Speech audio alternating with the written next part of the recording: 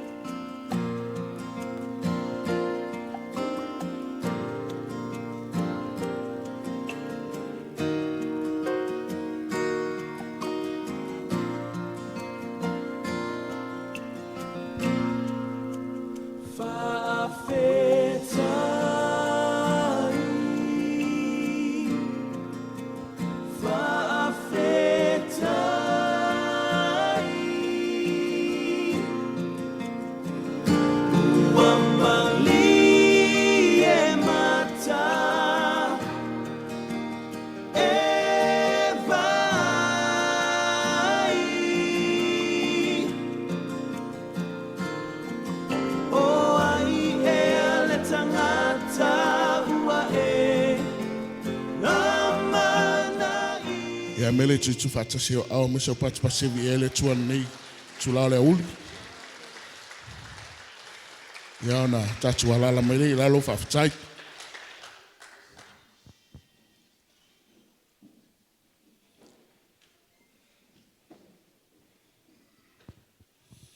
Ia o te tonu lewa Atua tino tama. Ina ua malumaunu fungati saolii. Sumaia, sua maololo. Ele sumaiai afia maio Samoa potopoto wa afia. Ia lea foi wai taile tinao ni ainga. Ua mafua ai na tatou penei. Ai au tele itai ina la le ulau ni unai muri vai o tuia ana tamalangi. Pe au tele tai al tawai fai matoo, masulua de to'o e fai matula, e peo le seunga i foifo le alo tuia ana. E mua o fa poi poi, fa alofisao tupu nai malao al vavau. Mo o fa tulou i pa i o tai ao mle aso, tulou. Le pa io Samoa potopoto wa afia tulou. Ile sumaio o le au fai ngā luenga tofi le tua. Ta fai ngā luenga oe o tala ina tala leo malo langi tulou. Afio mai a inga matapa au. Maliu mai le au fwe loa. Tula toa upenga la aunga. Ia ale tala mai o au a inga. Wo mai masani. Manatu lea. Ta lolo ia sama fai ngā. E leo o iai se leo whatawa leo auna. Wao siota lima lava e te pa iai siota mata. Ai tau ina matu whape atu. Fai le whatau waa o lok nei tangata. E fai masui mafafonga o pa ia o ainga i e sau atu. I le afia to taefu, ma taefu. Ia o tatono pa ia lavalea wale ainga tawa ana malatu tama. Afio le whaare fito le ati tanga loa. Afio whaasavalu o le matua mo e peau. Afio tae i vao na whare fia iai ainga. Afio tonu mai vao o le matua o ainga. Maliu mai no foi tu ainga i ngā le whai a whalatai. Tu lo sa longo ma tangata le vau. Susule au manga, vai o na fofia, ma le mamalu ia te oe whalatai. Ma tu te whapea tuai, susu mai, a fio mai, matala mai a au. Se yo tatou mori mawina le alofa, ma le anga lei o le atua, e ala i se matu tina nei. Se yo tatu tala fulu fia fatasi i le ana na moe tino ai le tama i le vatau sili. Mea moni lava ia, sa tau mate le ete pe tua mini ale soni. I le amatanga tau sanga nei, na fea sio matu tina i wha ma il tino. Ae o mana tua lava upor fai salamu o ta vite le soni. Fai mai e tola wapi angelu wa Yehova. E si o mia e matatau ia te ia. Ere ole asola nei wa tatou mori mawinai le wha maoni o upol fai salamu tavita. Le wa tini pa ole uto e peo fai vai tapalenga. Furi fa ole va o mala a wala langa le va o manu. Ono le wha maoni o le alofa maleanga leo le atua. Ngongala ia le atua lo na vi inga fa fitai ma le fa manu.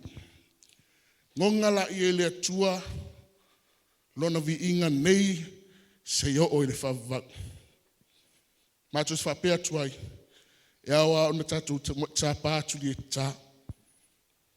Si tatu momoli la o fonga a. Ma tatu fa tang sier so swani maya. Ada ngang pa ia. Sam fai ngā sau se taimi tu lai se sua ni a inga. Fa o atu le sto wang ton. Ia ale taimi nei. O le atu le ava noa. Fa aro lava. Tu atu e lava noa le sunga le fa whengainga. Tai tai o sauninga. ia lau sunga pasta i Kalanga Valley, ia awale le sauninga o le sofanau o se matu tina. Whapena o na whonga i nei malu, au teimine nei o le antantu wolo i lo uwala au lia. Na wala au wina ia u le fiafi le nei, o te ina la tantu sauninga. Watu lava le paia ma le mamalu, whioi o le tala LELEI, a le ngate lea o tina, fautua o le ngaruanga. Ia, mai se fwoi le tina, e ana le aso whanau. O le anganga ma le wha le nei aso, ia tanto tuli matai le valu se furu tausanga. E le o se mei titi. Pea e tō mana tunatu i tūlanga o soifuanga. O lo whapena o na whiangai mō tātou tangata, mō tātou si o manga. O mele foi le o ta tauai, o na ave o le vi inga. Mai le te ele o tātou nganga mō tātou loto. O lo wingo lau whamatalanga. Ave oe, ave a, ave tātou uma, e whai o se taulanga e malie, o se taulanga e ola, o se taulanga e paia, e whawhetai ai lea, o le atua leo ainga, wa mafu ai le aso le nei. Aleluia. Ave iai pe lenga o nai ia te oe. Moli maule fionga le tua. Mai a whai e whaatasi le tua mai tantou. E lea ia se whaasanga tau mai. O taimi foi. O me pule le tangata. Na matala noa male sunga le MC. Whatu te manao i le tau tonga o le aso ne mal pokalami. O lale umi. Ia, whailoa mai ia tia. Whatu o lale umi o le sauninga. Whailoa mai ia tia. O le mea lea, o le tatu sauninga. E alua se longa u whatua uma.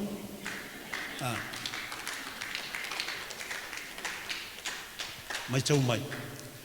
Leanga ele o tātou le mafuanga o le valse furu tau sango Vivii le tātou o mai e. Ia e whai whiong ka kou whai e se whase furu minguke. Leanga le leo le tua le valse furu tau sango. La se ulangona ia. Aleluia. Tātou sauni. Momoli le tātou whaftai. Ave le tātou taulanga. Le ase fwoi nei le ni whai ngā loko. O tātou uma o whanau o le tua. Tātou te tutu whatasi ai lea, e momole le tātou taulanga lea, i le tua iai. I le fiafi le nei. O whainga fo le tātou taulanga, e usu le pese. A umana usu le pese, o wala au lia leo le sunga le whawhengai o lo maso. Le sunga ia, Pastor Lua, na te whaia le tātou te talo. Ia, umaleo le nā, ia, na toi whaasolo i leo le SIVE ngol tātou pōkala. Ia, li tūlane o te wala o tātou tūlai. Tātou tūlai i male whaalalo. Let's be upstanding. Let's offer ourselves as a living sacrifice, worthy of His grace. Awa wa tele tausanga wa ia o mai o mole tina. O oe o le taulanga ola. O oe o le osi taulanga i luma le mamalu o le tua. E o le tātou vi inga i luma le mamalu o le tua le aso le nei. A whai a e moni le tuispa ia. E iai ia le mano oe o lo mata mai le langa. E te maofa i le aso le nei. Mai le tūlane nei. E mea ia tutupo i lalo nei. Ai whapena foi ona whai e le langa. Tātou te pepese whatase i lea ma le aupa ia i le langi ni. Manu mano le no whali i o le li. Tātou te avea le whaftai. Ma le whamanu ona lona lofa. Ma lona anga LELEI. I lo tātou tina. Vi ia le tua le tama. Vi ia le tua le alo. Vi ia le tua le ngangpa ia. Aleluia. Aleluia. Amene. Amene. Aleluia. Aleluia. O le a tātou Vivii. Tātou Vivii le pese ale la mosa. Le Alii le a tuai le fai mea e mawhai o aunga luenga e lelei matou te o foa e o mai uma o atunuu e I foia te oe ya te oe awa o lo malo I le mu ua faa tui nama o ai se na tele vilfao e lo mata utia o lo sua faie o a sele Vivii e o mai uma o atunuu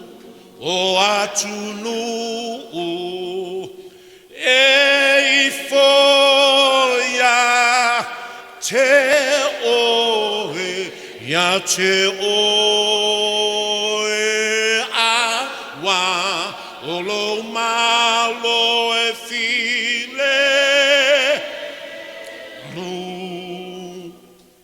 ua fa atui nama le tupu o le au paia le tupu e o lai we tonu mau mau sali o a meana e fa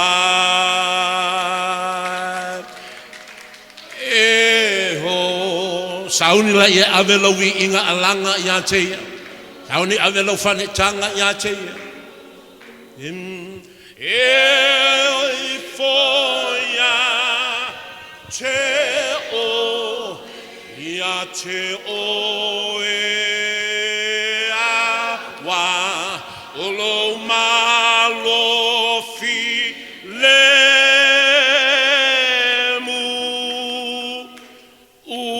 fa tui na avela iolo vi inga langa ia te lift up your hearts and worship Him. Hallelujah. Panene atu ia te ia wa te tau ia te ia le vi inga. Hallelujah. Hallelujah. You're worthy of our praise. Te tau ia te oe le vi inga. Te tau ia te oe le langa o le whawhetai. Ma le whamanu Yehova wa LELEI o Yehova. Hallelujah, hallelujah, hallelujah. Ofu oi viinga. Pale oi whanetanga no mātua. For you alone are worthy of our praises. Worthy of thanksgiving, Almighty God. Hallelujah, hallelujah. Oh, the whanetanga. Our heart rejoices in your presence. Hallelujah, hallelujah, hallelujah. E o mai uma o atunuu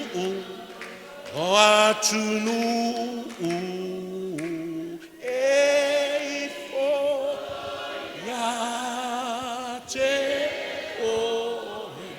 ya te o e awa o lo malo fi lemu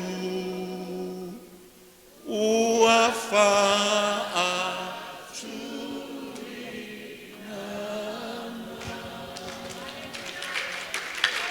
Hallelujah.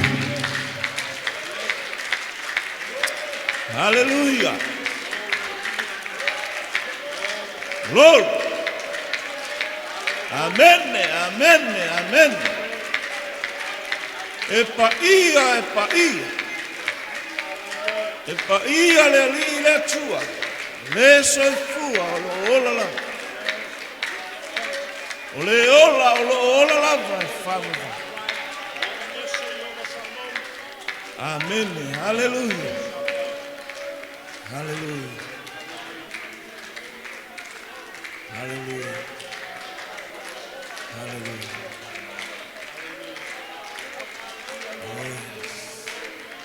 Glory. Hallelujah.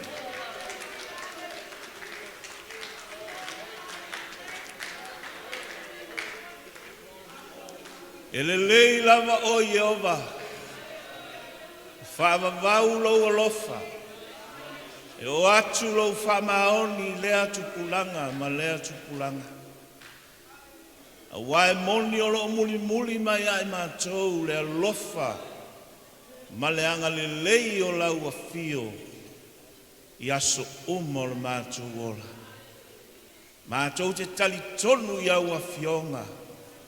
Te le tu ua i mātou. Te le tu ulafo ina lava i mātou. Pāwhetai le nei a fiafi. Whamalolo alofa ma lo wanga LELEI. Ono le mātango fie ma le mānai o le nei aso. Le mātou wala e le tae au e le mālosi o wavenga whailonga. Mea mamana ese ala ua fio le mātou wola. I le susulu mātango fio le nā. La ngona o mātou tino le mawhana whana. Ona o oe o le atua e LELEI. E wha maoni oe ia i mātou o lau whanau. Whaafetai le atua. Whaamalo ia te oe ona o mea LELEI uma. Mea o le tino ai maise o mea whaaleanganga. A wā o le tino maleanganga o mea ia lau a fio. E vi ai lo suafa. A fio oi lo vi inga. Pale oi lo vi inga. La ei oi lo vi inga. Pulu oi lo vi inga. Hallelujah. O le vi inga ia mātou whaia lea ma taulanga ia te oe. Ia vi ia i pea lo suafa. Whaafetai le atua.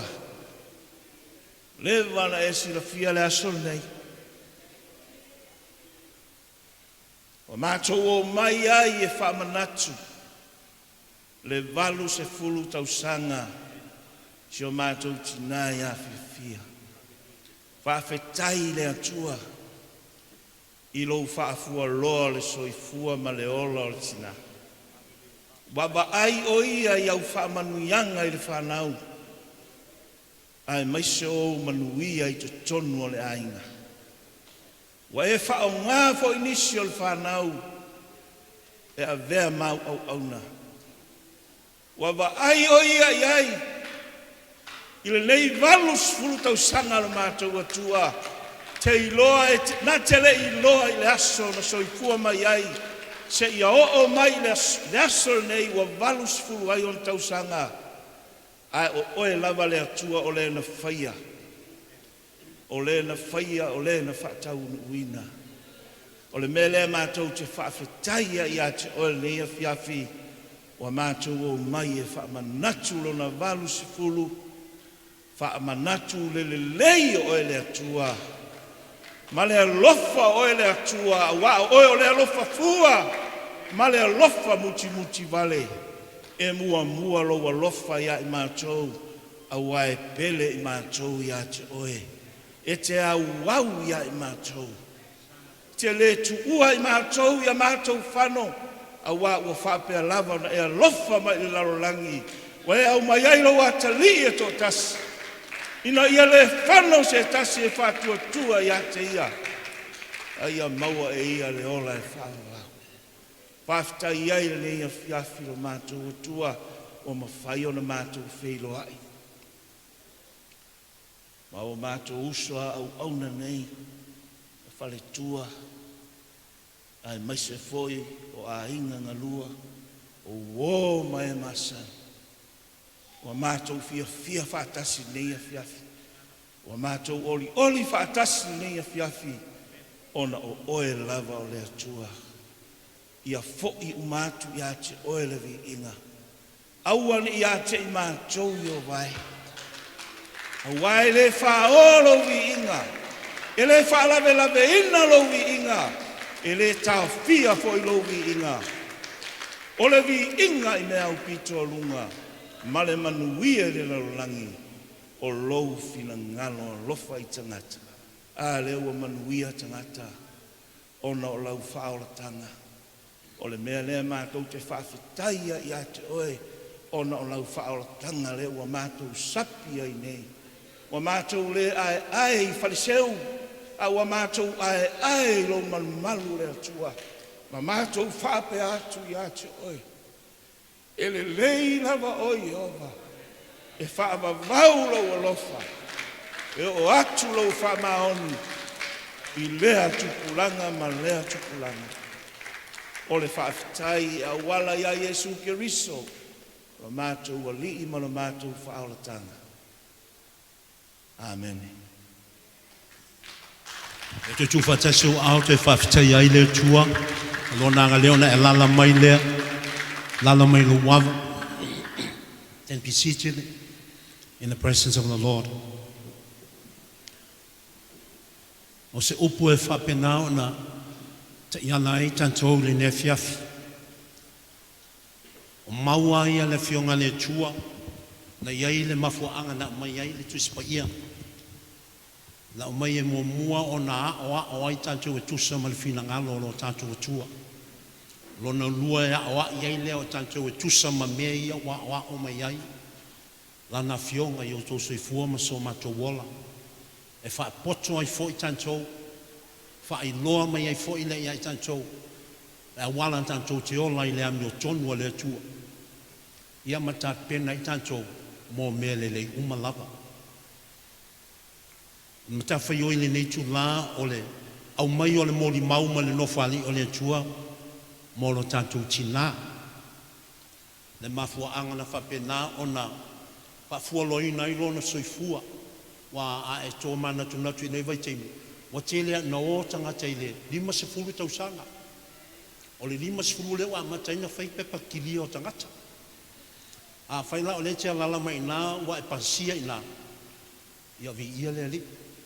Nāna e whana e pasia i nā. Na ia e maua lava noi naso nei e te whaalongolongo ai. I mea ta pera winga ngai ke le ready. Te le isa une te alu le ola e whapapau. Alleluia. Alright. O te whaunga ina le fionga le tua ele. Moli maua paulo le kali si Roma. I'll be sharing from the book of Romans. I'll be only sharing a few verses for our whanaus. I'll be sharing Romans 8, verse 26 to 28, and then verse 37. And that will be the last time you'll be hearing me speaking in this foreign language. I'll be sharing for the rest of the evening in our mother tongue. O le romalan le vadu, o fionga ne le tua mo tātou le ne fiafi. Whamirianga fo ina mo le soifua o tina ia fiafia. O vātou ma le, te titi anto luas futa sanga o ma futa ma le tina ia fiafia. Me fu le te avele ngang whaftai le tua ono o le nei, awa noa wha auroa maua o te mori mauai. I lona aso soifua i le fiafi nei. Ai whafonga ia le fionga le tua. Hear the word of the Lord. Kai upalua suma le ona. E whapea foi ona fesoso ni mai le anganga i lo tātou vai vai. A wā, tātou te nei loa, pe whapea whea ona te talo atu, e pe ona te tau wai. Pei tai, o le anganga lava, e whautua mo i tātou i le oi e le mawhai ona wha matalaina. O le o loo suʻesuʻe I loto o tagata ua silafia e ia le finagalo o le agaga auā o loo fautua le agaga mo le aupaʻia e tusa ma le finagalo o le atua ua tatou iloa foʻi o loo galue le atua I mea uma lava mo le lelei faatasi ma I latou o e ua alolofa atu iā te ia o I latou ia ua vala auina I lona finagalo o le faiupa tausu ma le fitu a ua tatou matua manu mālō I nei mea uma lava ona o ia ua alofa mai iā te tatou. In the same way, the Spirit also comes to help us, weak as we are, for we do not know how we ought to pray. The Spirit Himself pleads with God for us in groans that words cannot express. And God, who sees into our hearts, knows what the thought of the Spirit is, because the Spirit pleads with God on behalf of His people and in accordance with His will. We know that in all things God works for good with those who love Him, those whom He has called according to His purpose. Those whom God has called already, let me read that again. Those whom God had already chosen, He also set apart to become like His Son, so that the Son will be the first among many believers. Reading verse 57. Now, in all these things, we have complete victory through Him who loved us. O maule na le fionga le tua. A o te fia whaulu talaina ia sau ngoli mau I le nei aso tu sama le fionga le li imano tātou aso. E whaonga ina le whai upe tōsu ma fitu. E whape nei o tātou o tangata o le manu malo ona o Yesu Kristo. O tātou o tangata o le manu malo ona o Yesu Kristo. Tina o oe o le tina o le manu malo ona o Yesu Kristo. O le fesili. O a nei mea ua tātou manu malo ai. O a nei mea ua whai mai le fionga le tua ua tātou manu malo ai. O le moli mau mai lale nei a le whai upu e tōru suma le vale.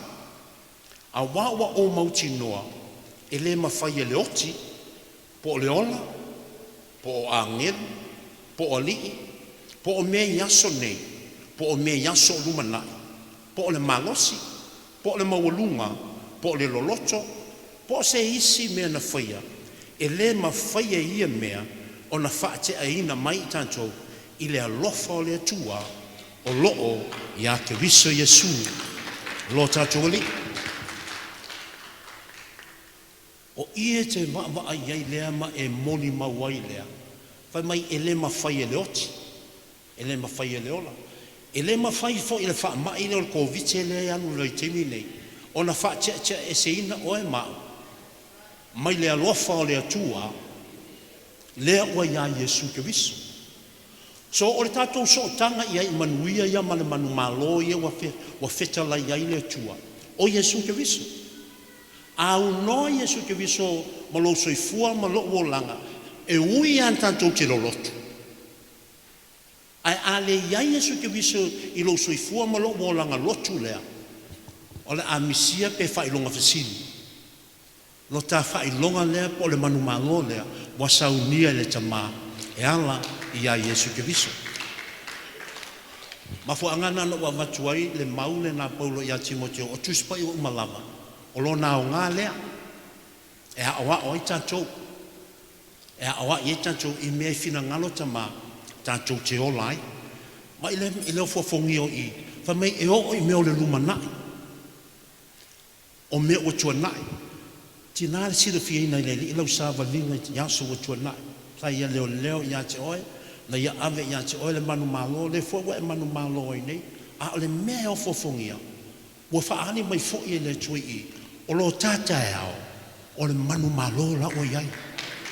Wa umana saunia e le tua, le manu malo le la, mo I tātou, o le fai upu na tolu valu, ma le fai upu e tolu suma le iwa. O le fai siri ai sa me tātou te wha maoni ai.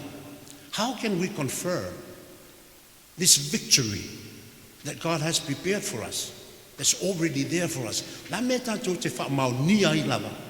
E ui o le utatou fai tau e nei, o manuia uma mo ata e ao mo nei, mo uma na saunia le tua. E te toi mana tua ia le mata upa le valu. O Roma e valu, al fai upa tau suma tas. Feta lai ale nganga o le tue na whamai. O le nei, o se asa tātou upu e whai nei mea. O a mea, mea lai o whawhita olima, popo ngama, whalawe lawe ie, whapena ona, whapopole ngi ai o tātou wolanga. E whai mai le mau le nganga na o le li na. Le asa tātou upu e whai nei mea.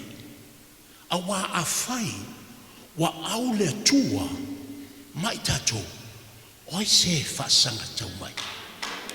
Oi se toi whaasanga tau mai, pe a whai le na, o iai le tua le tama, le tua le alo, le tua le anganga pa ia, I o tātou ainga, mō tātou wolanga. Amen. O le ofofongia na al wha manatu mai e le li, ia I tātou, I le aso le nei, o oe mao, o le tangata, manu malo.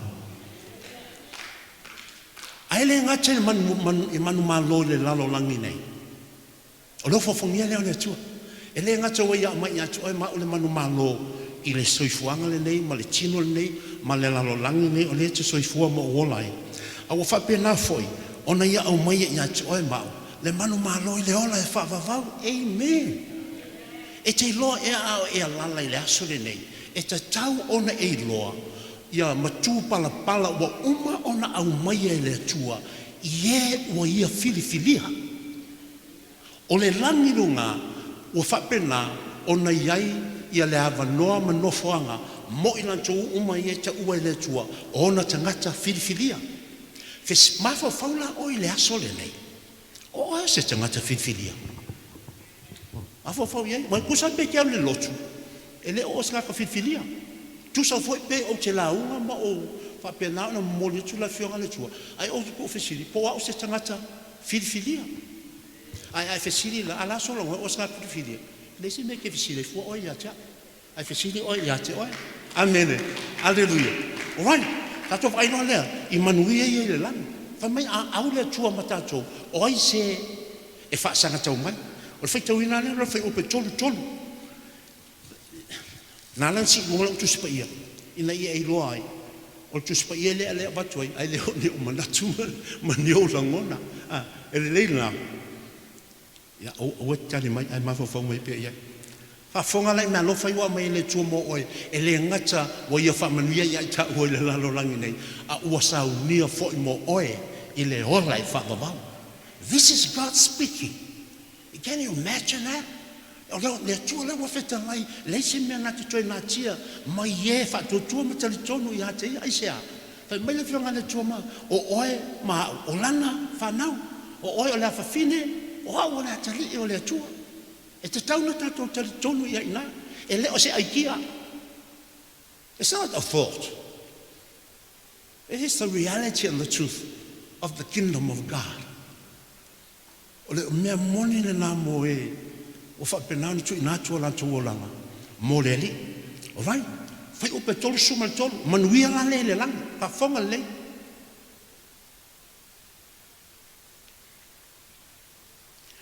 O aina te molia le au filifilia le atu.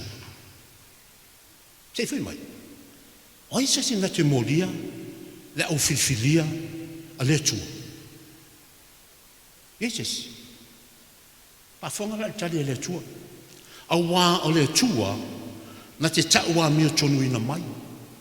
O lo wa fofongia lea, mani matango fio le tato mawhtanga le. E te ilua le FIAFIA nei. E leise se molia ina oe, pe e latu le ola I whawawau. Te mantua le tanga I a iop. Le amatanga la wale tu se iop. Le whamatala ina e le fionga le tua. Le mea na tuku I a isko ingo iop. Fai mai le muna maura whionga le tui nā. Vai mai le tua, o laua sere atu satani. Ai atu satani, e momoli aku ia iop. me feia ni fetala ile to ma wa sau fo ia ngai ba ba ila au no yo fa ma ia aya wa ia nga ia le sa mem fa ila ngale wa e feia le pa pui i lona o langa si mi ai lona o langa o ina e fa ilo mai ia ti oi i le fa mtalanga le ia yo au e so fua mo wola i le aso nei e pui e le atua lo so fua mo lo wolanga o tatou aiga ai sia ma fu anga le na mai i tu spaia e a o i tatou i manui o le malo o le wa vanoa mo tatou aleluia ia na ave role o le atua le avanoa iai anga le tatalaina i le atua le avanoa e le o ia limo satani ia yopu malona au aiga o ina foi e mai fe au mo oe mo le aso nei e le mafaina o limo satani i lo soifua ma lou aiga pe a faapena ona tuuina atu ia Iova auā e lei sesina te mafaia ona moliaina lo leo tatou faiua tolusu ma le fā o ai na te faasalaina mai auā o ke viso o lena maliu ua toe tu mai lava o ia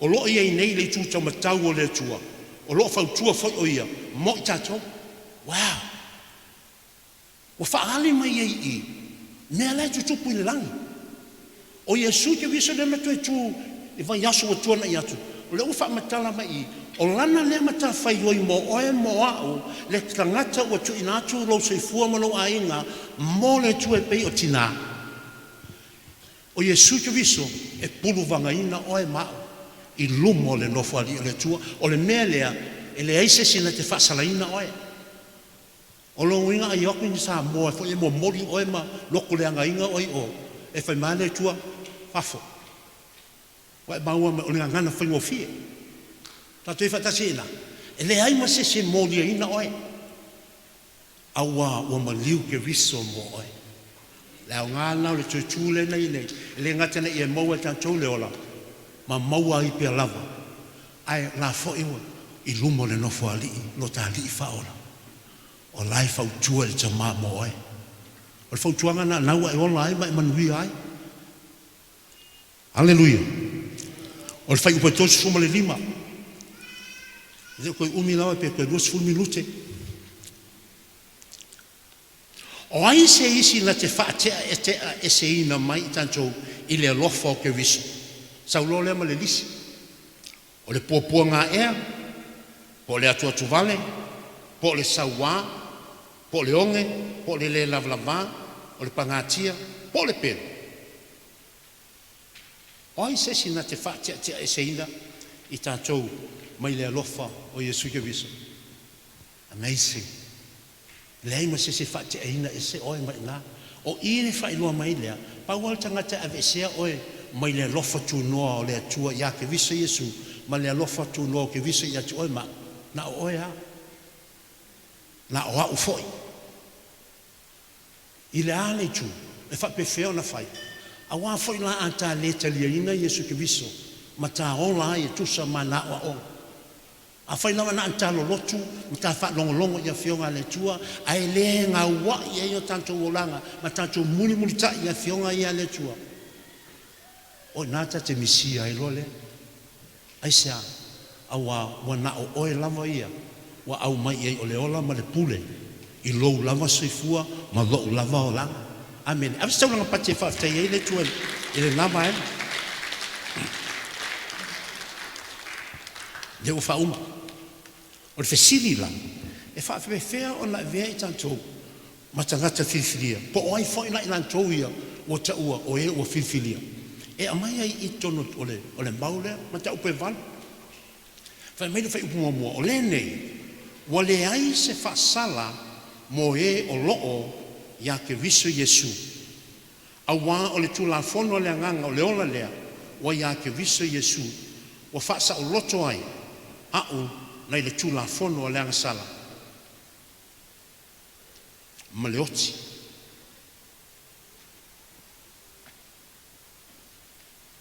ele ai se fa sala o ia ke viso Iesu fai upe lua suma leono le fa mauni atiri le fai upe lua suma leono o le mata upu lava lea. E whapei foi ona fisosoani mai o le anganga I lo tātou vai. A wā tātou te leiloa pe whapei whea. Ona tātou ta talo atu e pei ona te tauai. Pei tai o le anganga lava e whautua mo I tātou I le oi e le mawhai ona wha matalaina. O ia te tātou te wawai e lea I le whai loa mai e le tua. E le ngata o ke wiso o lo whapena ona whautua mo I tātou I le tamā. A o lea foi wa whaani mai I. O le ngaluenga whai foi lea le anganga Paia. So you can see the Godhead all working together.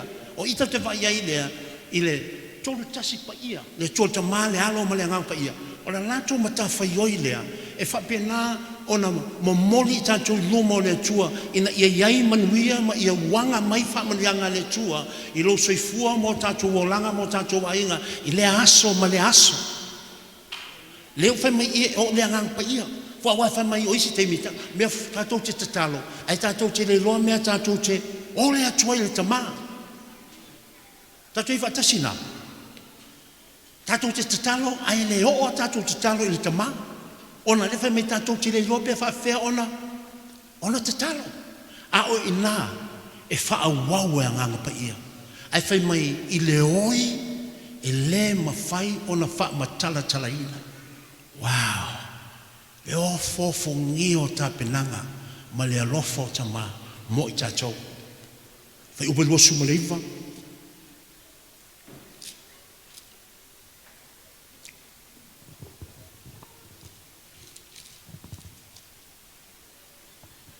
A wā o e na sila fia e ia na mua. Na tō fia foi e ia na mua. Ia fōlinga I lantou I lona alo. Ina ia avea o ia maulu matua o le auso e tō tele. I will read that verse 29 for the sake of our non-Samoan speaking members of our gathering. Verse 29. Those whom God had already chosen. O e ua filfilia. O no ringa tātou te wawa i o le tuana te whaia le filfilinga. Mō tātou langa, ai le ngata na ia filfilia. Ai tā pena ina fo I mea umalava. Mō lo soifua, mō lo si umanga I o langa le. Not only he juices people, but he also prepares the blessings to come out together with that choosing of his people. God has already chosen. He also set apart to become like his son, so that the son would be the first among many believers. And so those whom God set apart, he called, and those he called, he put right with himself, and he shared his glory with them. O tātou o tangata o le manumalo, tātou whai whaitasi, o tātou o tangata o le manumalo, e whai mai o hao o le tangata o le manumalo, ia o hao o le tangata o le manumalo, toi whai, o hao o le tangata o le manumalo, whai roa mo le te muri lava, o hao o le tangata o le manumalo. Hallelujah. Amen. Te mara te tari tonu ia. Well, that's what God put in my heart. Te au nana mai ne tu loto whapitoa mo le aso tina lea. O oe mau o tangata o le manumalo. Nā fo o tato vai ei whairo mai ne tua o mea o lona manumalo. Tato te talo mo le tina. Te wala o atu lava tato tu lai uma mai. Tato si tia atu o ia no fo pe na alala pe lalo I lo wapu. Te mana e whaano loa mai o tō wa au. Ia te ia whaano mai lo au o le tato I oe whatasine na. Tato te si atu o ia. I le tua wa ia au mai le manu malo ia te ia. Mai le valu se furu tau sanga. Awa e moni le moni mau a le whafonga le tau samaanga. Mai le nei te titi roa se furu tau sanga o maa ngā lulue ma le tina nei. Whatua au loa le nei I le masina tuana I atu nei. Ua whapena ona ngasa ngasa. Le alofa le nao le tua leo le manu malo. Lea na ia o mai le tina lea. Mai whapena fwoi tātou uma o aiawa o ilalo le malu nei o lo iaini mai. Ma ngase ngase o tō tino. o le atua e whaamalo ia te oe. Le upuna e whaafonga i le aso, a te fo i le aso, ma ai le rua mana e vat. Na ye le whaamanuianga mō tātou umalawa.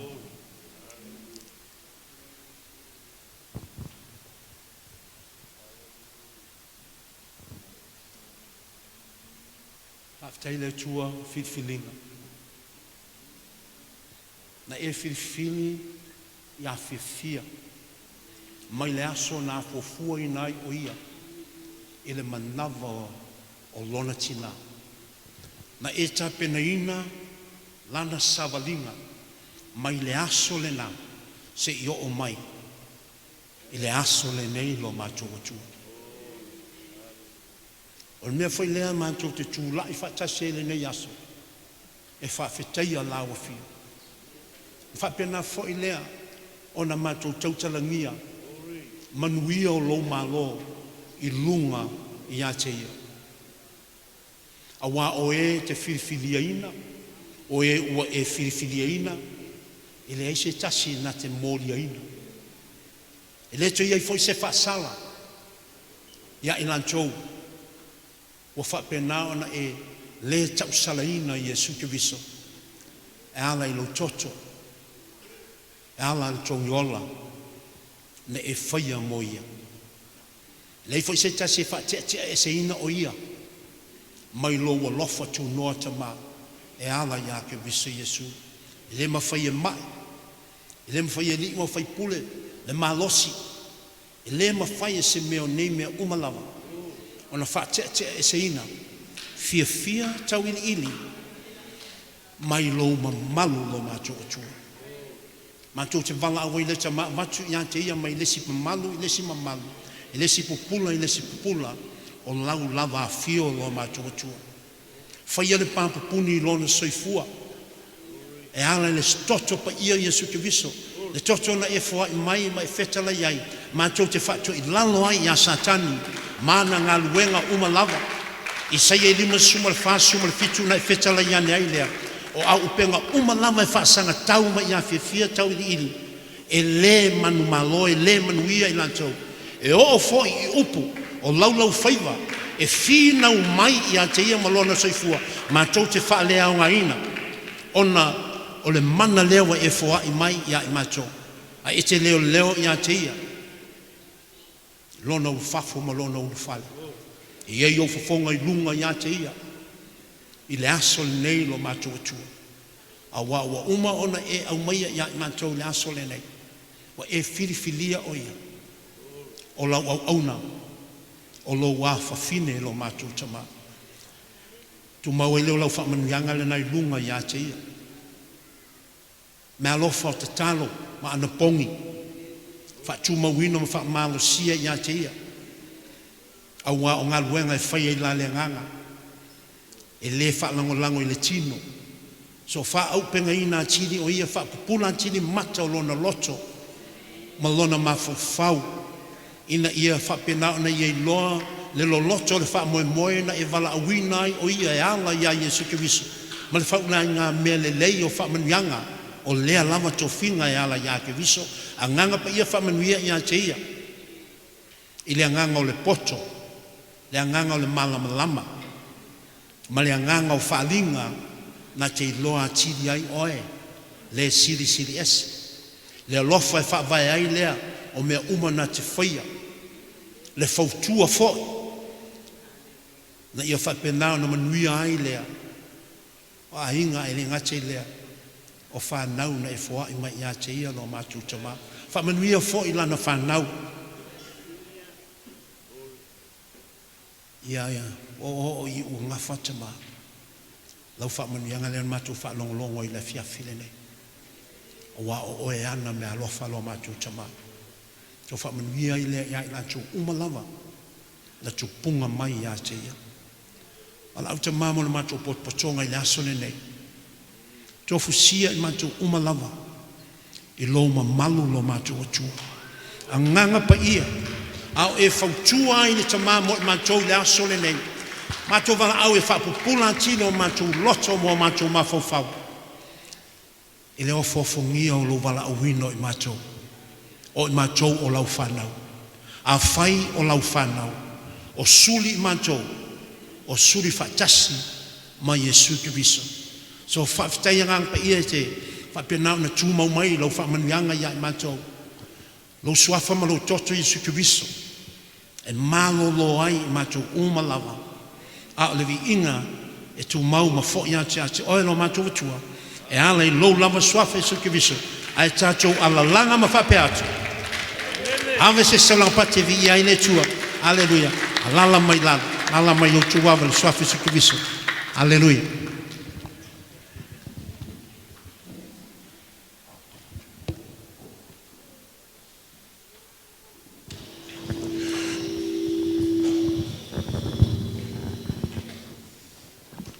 Amelei tu fatasi au maso pati vi ele tua nei tula uli. Wa faftai fa malo. Ile usunga ile fiangainga. Pastor Mika. Wa foile upa malosi, upa le I au. Mole tina nei molo na aso soifua. Ia me se fo ia tato umalabu tato poto ile nei aso. Faftai atu fo ile sunga fiangainga ya Pastor Pule mori. Talusanga molia fo I nei tulare aso. Ia, maile awana le tua. Fai tātoma tangata whiwhilia. LELEI. Ia, fai la tātoma tangata whiwhilia. O le benefiti mua lava e le tula fo ine tātou e le tua. E pui ma awai le tua ia ti tātou. Pea a vea I tātoma tangata whiwhilia. Ile malea, ia wa tātou anga waa I whamunianga. O le malo le tua. Ia. Tau ina ia no fale a satu ia maa le ufa malosi I le nei tula le aso. Ina ia au ngā a wale tatu savalinga o lo iai. Tai le usunga le whiangainga. Ia o le teimira nei. Ia nao tatu Samoa uma tatu. O mea ngā lela ufa Samoa ia. O le teimin nei, ia, mau mai pēr lau on sai, o le ala sau le wha ula ale whanau alom tua, o te loa lea te I alom tua o na wa. Te I alom tua o na lan whanau, le na mai me Australia, ai mai se si o na uspele le, o na talane, tina se matu anti, tina ia te ofa, ia, al teimin nei DJ, statu pese, ia e se ngā sora mai le wha ula ne ainga, para o lava.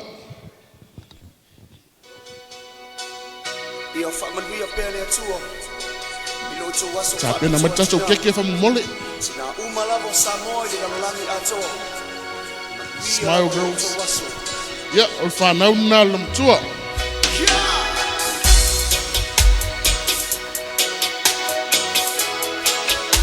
When we are telling ourselves now, Happy Mother's Day.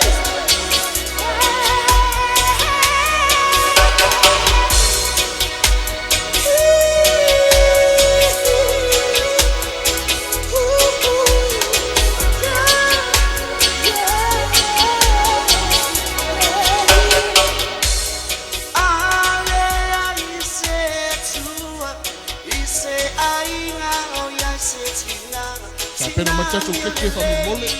Ya uma fa ula. Natse Amuia o upu oleola e malo si ale aiga o etina e sui Paia ole atua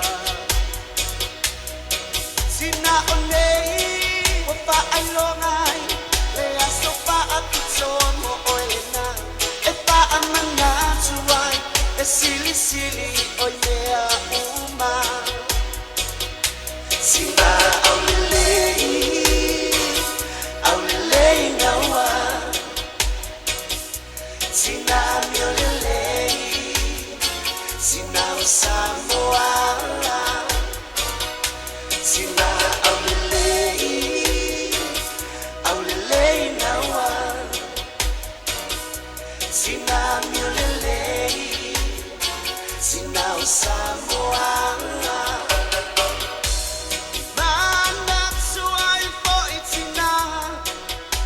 Ilangi le malana, ile mapaina nga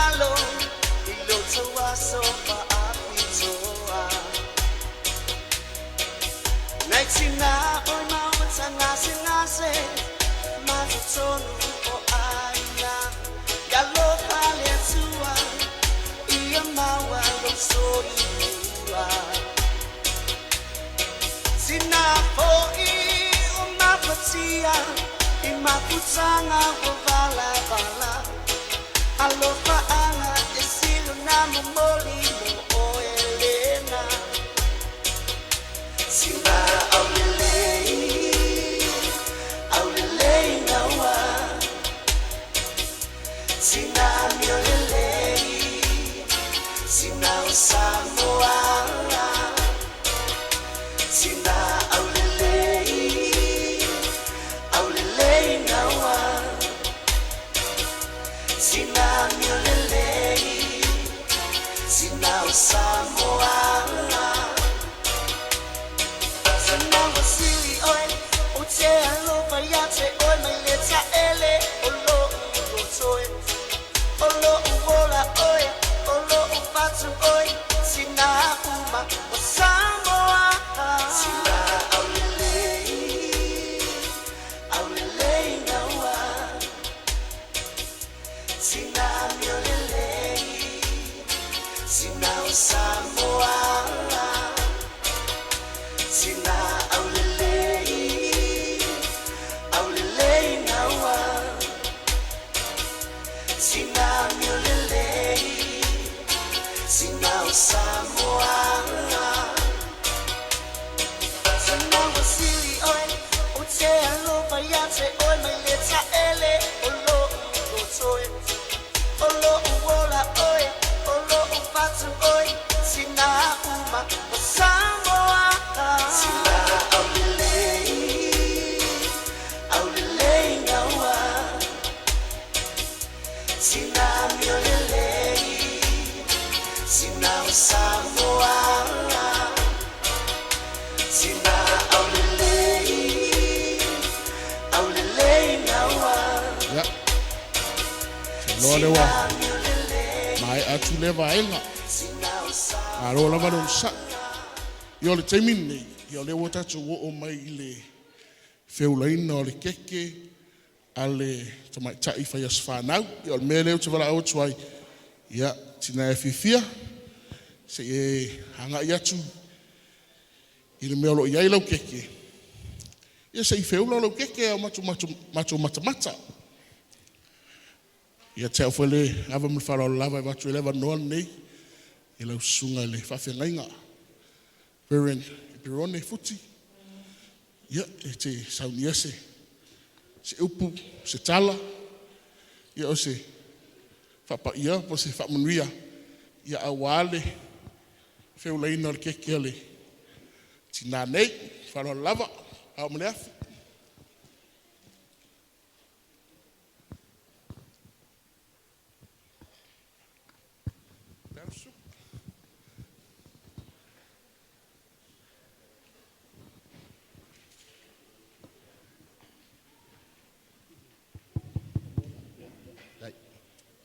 Whaftai le whongo le aso mo la wanoa wa tuina mai. Tālofa FIAFIA. Ai, tālofa.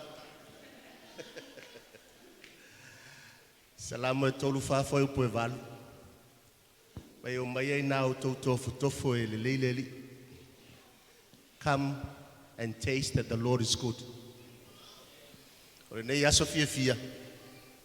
O le whamauninga ua e tofo o mato tofo LELEI o le atua monon sua malie. O mafuele aso le nei. Manatu fo i le sua malie o lau keke. E ui aina toa tele tato e mai suka. Le whaelonga nā le sua malie o le alofa o le atua. Ia whaawau na tofo malie ma sua malie le alofa o le atua moetina tato tata. Le atua lo mato tamaua e whaafonga. Ua fofola I o luma lo mato loto whaaftai e lau au auna. Ono lo wanga LELEI ma lo au tausi, lo au taitai si o mato tina. O lea o mafua na tapisa mo mato sami. Atua ngolo na valus futu sang. Whaaftai tama. Ele umavi ingo la o fio yo mato ngutu. Ala mato talo se e whaapaia le keke o tāpena e whanau mainga. E whai ma whaailonga le li o lo walofa e sua malie. Ua mato winu malie ai. I aso o lo mato wola. A whai mato te whaamanatu patia matofo. Ia toi whaamanatu ia te mato lau wala au. Mato te tofo I lau fio. o la ua fio le atua e lelei, o le atua e alofa. Ia I ule nei aso malona wha moe moe, I lou wha atasi mai, I luna lou suafa Yesu. Amen. Tai. Ia, sauni loa ia, fie feula lau keke. Sauni, tasi, rua, tolu. Happy birthday to you. Happy birthday to you. Happy birthday, dear Fia. Happy birthday to you. Yamanuia. Yamanuia loa sofana. Yamanuia loa sofana. Yamanuia loa sofana. Famanuia le tua. Famanuia le tua. Ya mai la ian familianga stolu mo le sifo se matu na hip hip hip hip hip hip faftai ya che lo le watatu o mai lo ile che mo tatu tau maftanga ya o sauni mai ia le au nga sisi ya che wala au atu ile sungale au Pasta Chavita, si Chalong muli, Mangalo.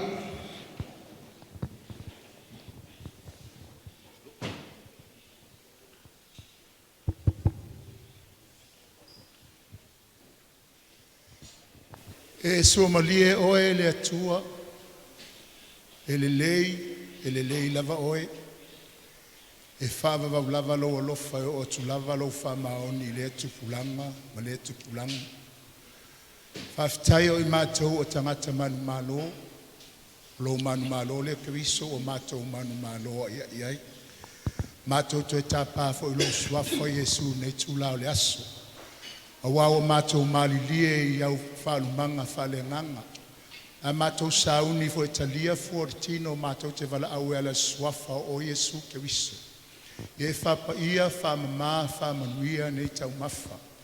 Lau Manuia le Paia o le ainga I na saunia, le atua ma whaatauina, nei tau mafa la mātou sauni a ai ma whainu I mātou manatua I pelo ma leu Yesu.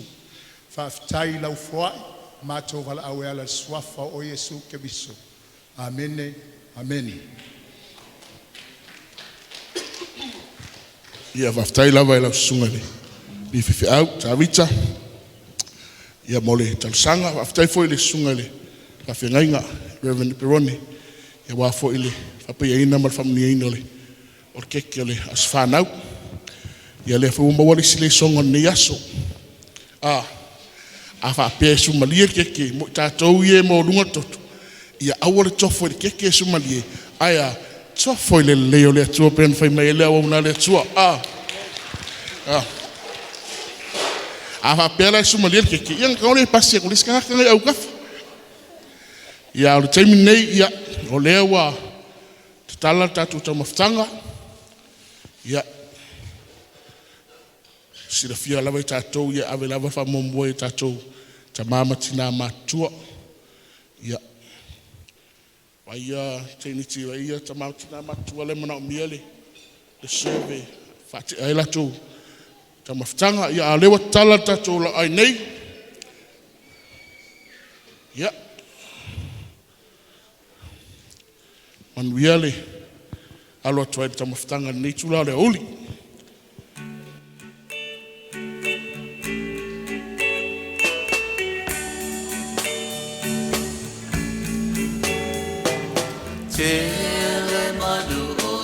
Sumaya. Tala mai au. Telei oe ai leva salolo.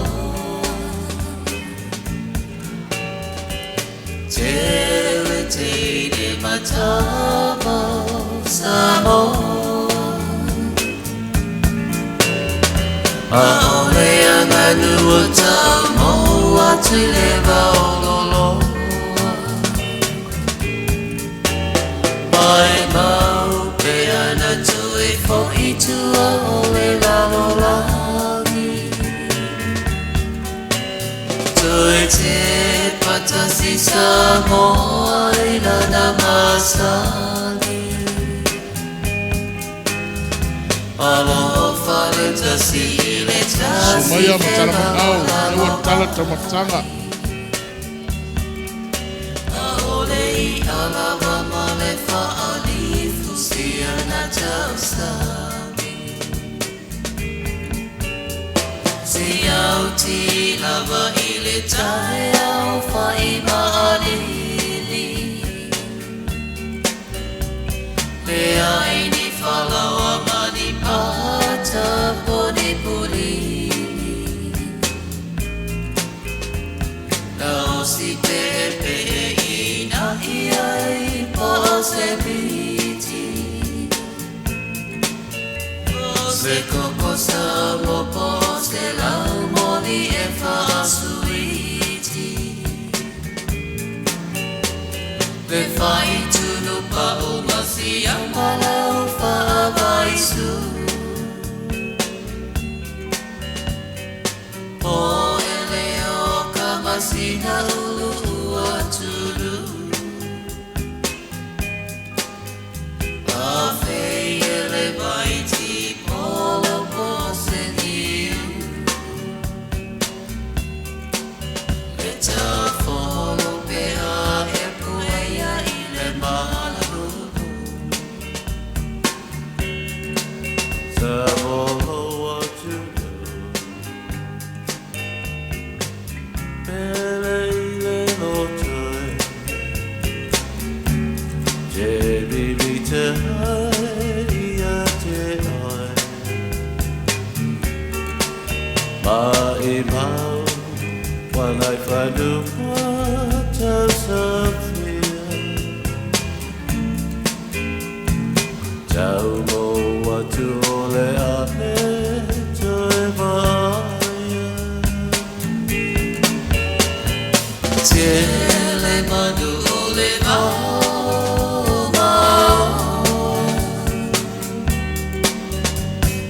Tele ia o iai le vasalolo Tele teine matama Samoa Aole anganu o tau mau atu leva ololo Mai mau pe ana tui fo itua ole lalolagi Tui te patasi Samoa ila namasani Alofa le tasi ile tasi fela no lago mai Aolei alava male fa'ali fusia na tausami Aolei alava male fa'ali fusia na tausami Aolei alava male fa'ali Yo le ala vai tele tamatanga. Olo mahali e pele talinga sua. Ya sauni mai le siva moamua. Australia. No fo ba ko fia ai so le ko mai me kele me ai. Australia ya sauni mai le tau siva le so. O tau le la fa tale toi siva. Ya mai al siva Australia ya tu atu le vanoa. Ya tato mun mau ya. Ai sauni mai Australia. Hallelujah. Hallelujah. God is good. And all the time.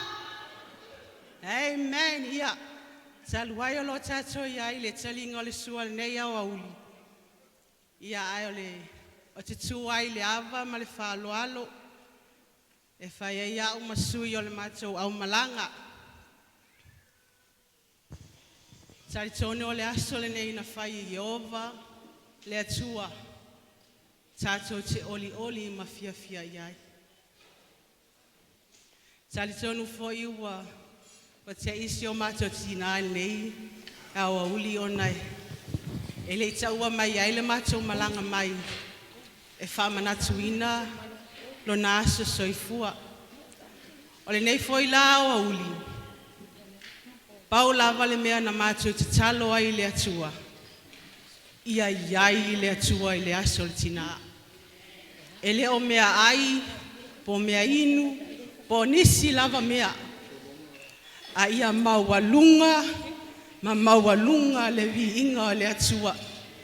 Ia langona le atua le tātou maftanga. Ai sea, ona e wha maoni le alofa le atua si o mātou tina. Le ala nau mātou mai mamao ai lava. Fiu lava ni sila tau fiofi atu mātou ona le COVID. Ai whaava noa e le atua le ala mo lana whanau. Amene. Ia leo mātou tau nu mai ai mam. E whai loa atu ai lo mātou walo lofa. Wha maoni ia te oe. Mātou teo mai e pati le nei aso. Mātou teo mai e alanga le vi inga le atua. A wā o ia na whaia le aso le nei. O le atua na whaia le aso le nei, saunia mea uma. E leo le tangata, e leo lau whanau, a o le atua na whaia. Whai vāwenga le atua le mātou whainga malanga. Saunia e le atua mea uma mo lana whanau. Ia, le neua tātou FIAFIA, ma oli ai le nei aso. Mam, o lo mo moli mai, alo whaanga se o whanau. Wale mawhai na tau nu mai nei atu nu onai. Leo stai foi e whai tui e ko viti pe foi o oer tinai, leo whai so tui. Ia awa whai mātou masui. Mātou teo mai e whamanatu lo wasu soifua. Ma tātou FIAFIA whaatasi ai. O lo momoli mai alo whaanga. Siau tama ia tongia Joseph Vailuanga. Le ngata foi leo ye fata ma le whanau. O le whapenau na paau mai tātou te mafuta le nei aso. A lo momoli mai o lato o lo whaanga mo oe le tina pele. Ia. Tau wawa ai mai nei o usola iti e tu mai o tua nei. Ia le au siva le na ami mamao atu lava i Australia. E whai masui o le mātou au malanga. E wha FIAFIA mo oe le aso le nei. A le ngata foi lea. Wa saunia e lau whanau i Australia. Se mea alofa whatau waa lea. Mo oe le tina pele.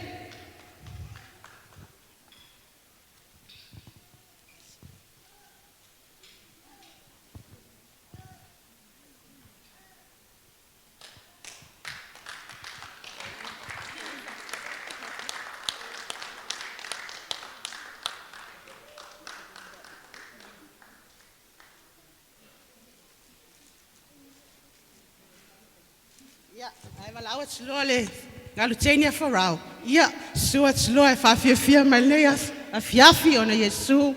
Amen.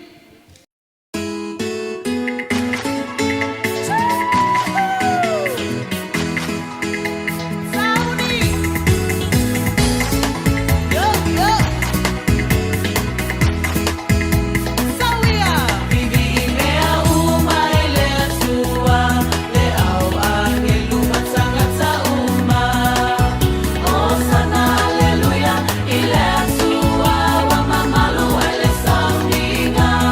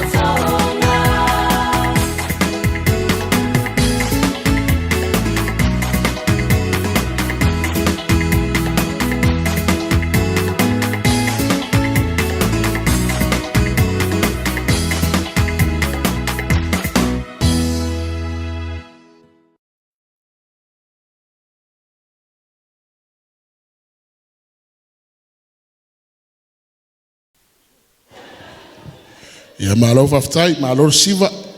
Ia mapua nei ero la ie kolau sela. Ia le taimin nei o le tuatu lora vanoa nei mori mau. Mori mau o le sinai a folilia. Ia o le whamanatu la veo tato mori mau. Tolu ai le 5 minuti. E overloma 5 minuti ia tātātu longo. Ia a o sauni man mau sinai ia lia. Ia mai alo ona sauni me lola ia le siva le items ale 5 stars. 5 stars, you're up next. Ia sauni man mau.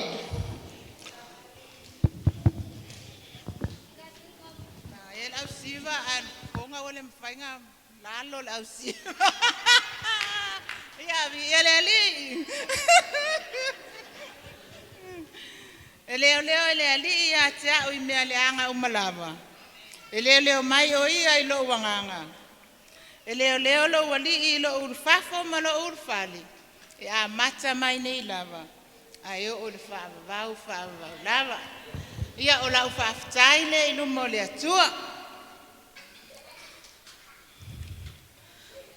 Awa o lana leonga. Uma whai ai o na tātou poto ma tātou au wai whaatasi. Awa mai ia le so I fua I sungai a inga whawhiangainga ma o lātou whaletua le maave ese I tupu ma tamari whaatalo whaatu ai maise o le mamalu o le au wala au lia whaatalo whaatu fo I le whainga malanga mamalu mai Australia I la wafionga taefu ofa ia ai maise o le sunga whawhiangainga ia John mal whaletua. Ia, male au sumo le na umati nei. Ia, o sele o ilolo nei tangata. Ia, ola o ingofu alilia. O a ole unu matua le no fo mai. I leo a tato poto mai ai wha manatuina lo na vale se furu tausanga. Ia, o fia. O na mātua o mai whanga maseafa. O lona tamalea, o lona tina, o se fulu polonga o foia. O fiafia na whanau I le aso se fulu iwa o aperila I le tasi iwa whalua.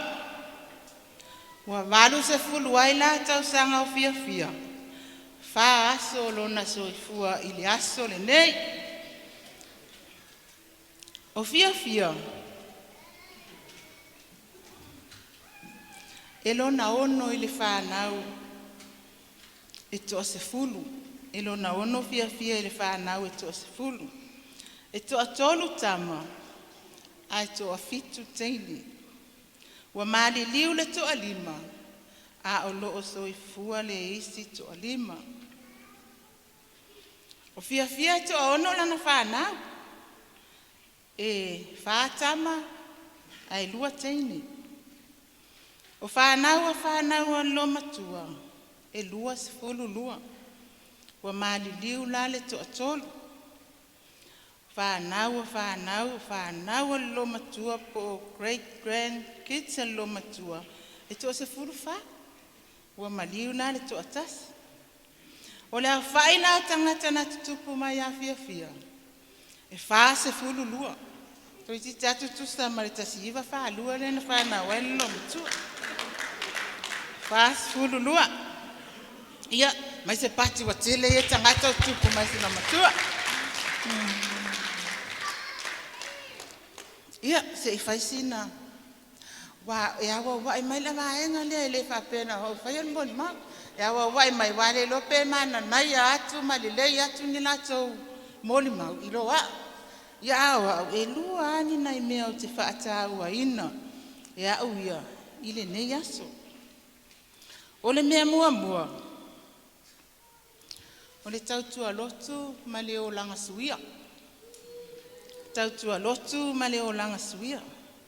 I Samoa, o le tō anga ia lo matua le lotu. O le tautua fo ia I mea e whaia le e kāle sia. Ele whaale tonu se mea, a wafo I fia ea lo matua. Ia, awa mato maasani ai la, awa ele whatamala se si ai. Ele ula foi se si ai. Awa a e whaale tonu, ia ole a I o u. Ole a I o u e si lo matua. E tinga atu nai lo le fasi. E tinga atu le ote lo matua nai lo le fasi o ta ita. Ia. E ui lava la I le tautua loto. Mato anga fia I le loto I Samoa. Ai sila fia le atua. O mea whaale tino, mana whai silo matua. Mea whaale tino, mana whai silo matua I Samoa. Saunia le atua le awala, whai ngō fia le awala. E au mai ai fia I nei, masito ina o TAUILIILI. Whai ngō fia I ona apalai o pepa I Samoa, fia ma TAUILIILI. Ona, e iai le haluenga I mana o le atua. E whaau ngā ai silo matua I New Zealand. Ia, ina ua tau nuu mai la fia I New Zealand. E o mai la o lolotu John Maseta ia I le sunga ia pule o mele na wala aulia I le sunga ia pule. Leanga o le sunga ia pule malwhaitua ia mafutanga. Ia na whaapea ona toeli ua ai silo matua. Toeli ua ai silo matua. Ai pei taila. Wa sifi atu silo matua I tai mandeua. Ia wa faisi mamau. Ele lo matua ave ta vale ese foi mato e kalesia. Ia ona fase ese atu le ile sunga ya Mika Maria. Fase atunga la le fia ya Mika Maria. Na halu e lo fia ave la na kos. Wa lu fia onga la onga tusipa ia Amika. Lea onga tusipa ia la le Amika. Na mau ai le afu. Tipilo masilo matua. Mau lo lele. Tipilo masilo matua. Ia la utara marsao a faila to na ia mato a inga ya sosa. Ia uasa sao mai no masifia ya mato. Ia la utara marsao ele ula ya sesi. Awa to titi ama ta umelo matua tuspa ia. Ele ula ya sesi ya fia. Wo fia ya la loto wa Samoa.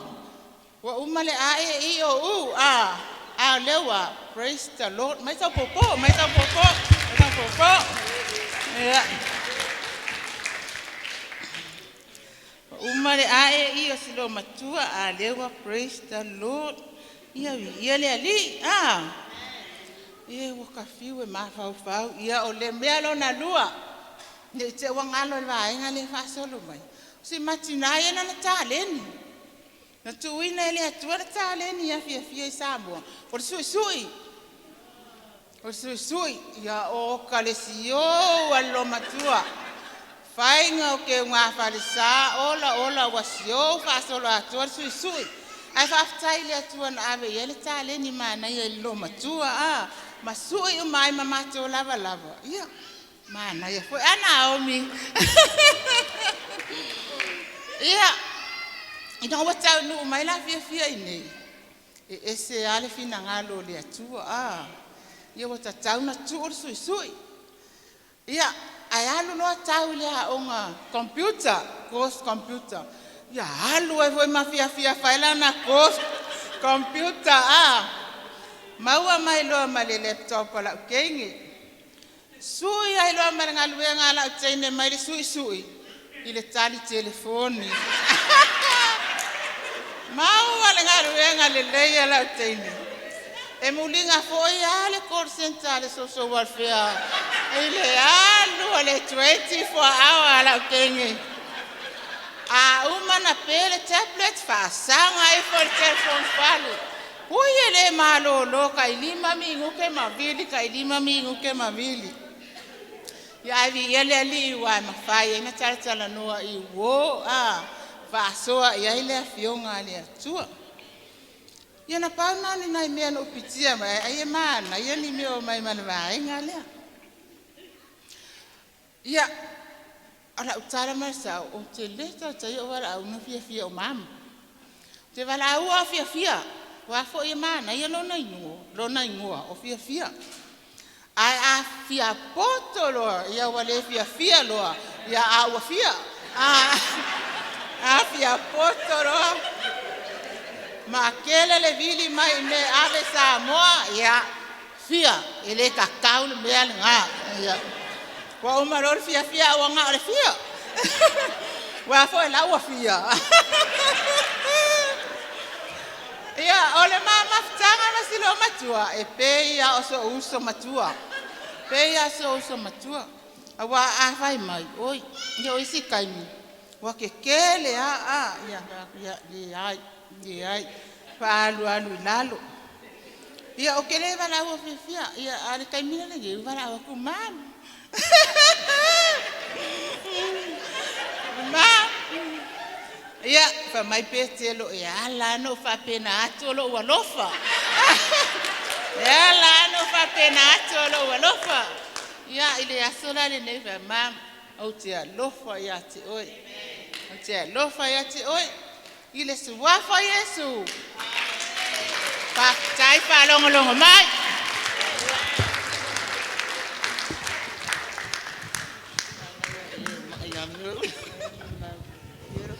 Ia whaftai la vale, tina ia alia mole.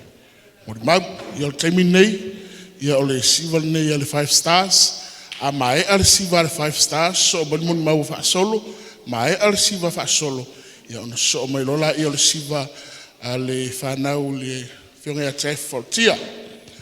Ia 5 stars, to of Nord nei, ia nautu wha fonga ia ili tale ni o lomtua, o le sui.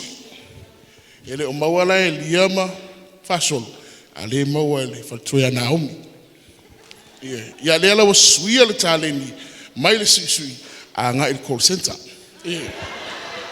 from sui to receptionist 5 stars how mole you up next wait.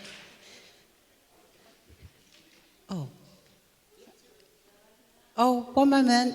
Just before the 5-star perform, I'd just like to say a few words to my dear Auntie FIAFIA. Auntie FIAFIA, hello, over here. Auntie FIAFIA? Okay, Auntie FIAFIA and I, and also my nephew Denzel, share the same birthday, and God has blessed our family with a beautiful auntie who is special to our family. We love her so much. May God bless you, auntie. Love you heaps. Praise the Lord that you have turned 80, and I'm so happy that you are a special woman in our family, a woman of prayer and a lot of love for her whole family. So our nieces, your nieces, they're going to perform a special item for you all the way from Tonga. So I hope you enjoy this beautiful item, auntie. Love you so much. God bless. Thank you.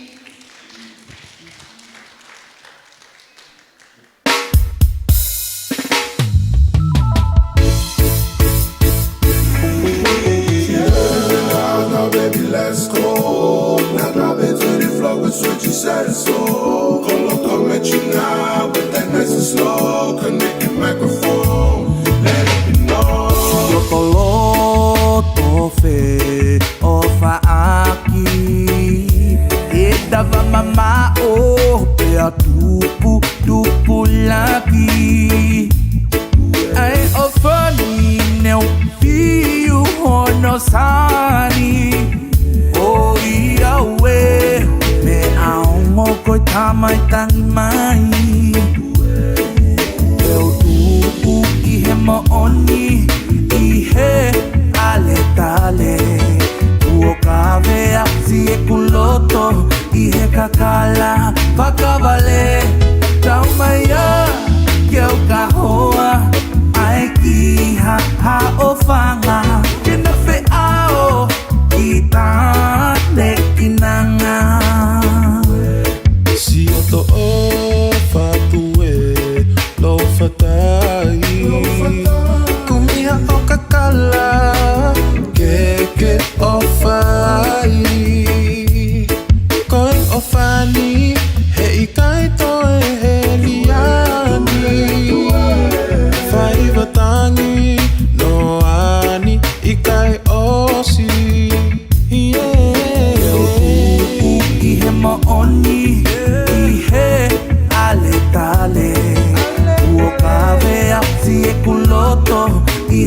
kakala pakavale Taumaya Keu kahoa Aiki ha ofanga Kena feao Kita nekinanga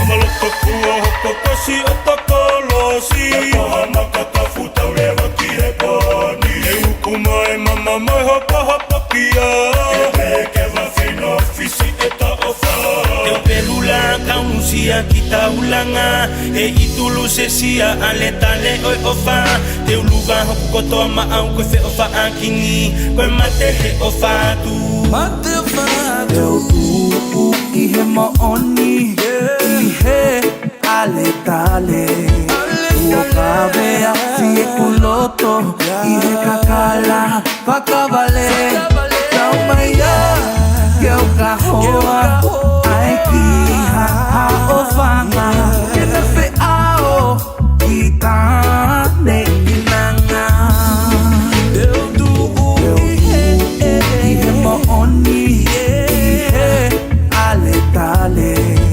Ukavea Si'oto Loto Ihe kakala pakavale Taumaya Keu kahoa Aiki ha ofanga Kena feao Kita nekinanga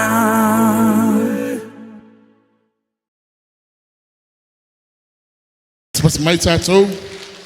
Thank you, 5 stars. Beautiful stars, 5 tight. Ia ole avanoa lenei, ia ole moni mau a solo. A mai an moni mau fa solo. Ia ona so'o mai lola ia ole siva a alo a taifatia. Thank you, girls. Solo, ia tolu ai 5 minute tatou fa mole.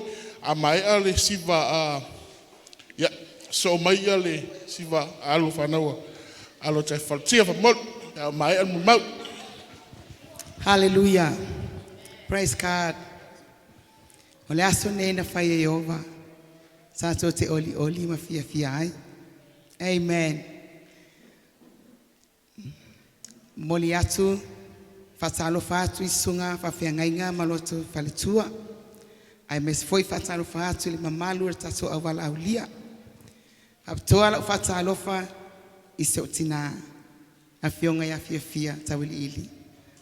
Fatalo fati ati oe mam inene yasu. Ia la faila moli mau e winga Si'otina. E moni mfa maoni le moli mau Si'oto matua. Ia wa o nei o le na lua lo tina. Na o wa o foi esele ustai Si'otina. Ia mam wa o ustai te lo tina la ilo le Si'otina. Ia o Si'otina. O se tina e fai ainga lei. O tina e fai ainga lei. O se tina e alofa fo ilo tina. E alofa iona ainga. Pele ai se mea pe iai e alu lava Si'otina e fai. Ia ola umul maulea fa atasia me Si'oto ngane i Australia. Wale awai mai. A olo moli mau. Mato moli mau umana mas na Si'oto ngane i Australia. Ia, o Si'otina, e tele me mana o ai ona o siana whanau monon ainga i Samoa. Ia o isi taimi ia e mo ielo usumatua e up and down lunga ai mese a hau. Po wa o te whalonga tai lo tina, na ustai mua ai o te whalonga tai foi. Pe a whai atu lo matua ni me whai. Ia ai mam ia o matua mai mamao lava ona o lo waso. Ona o te alo whai a te oi.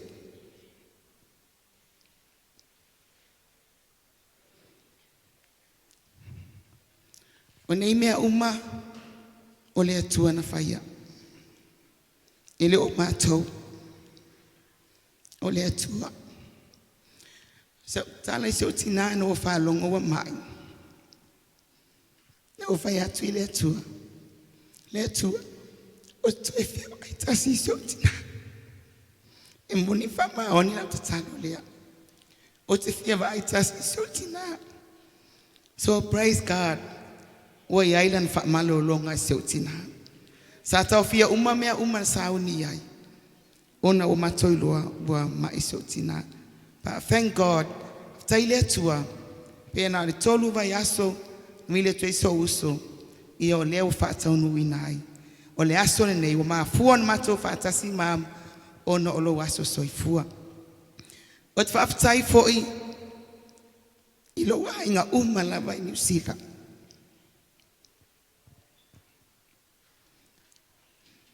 Olo tina e vili atu.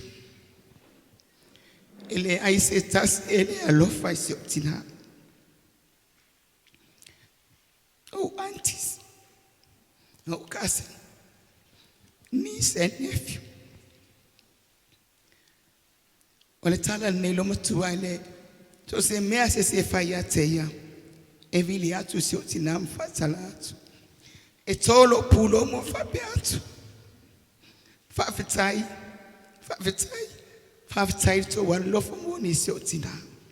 Au nale tua, fafitai na oto talo.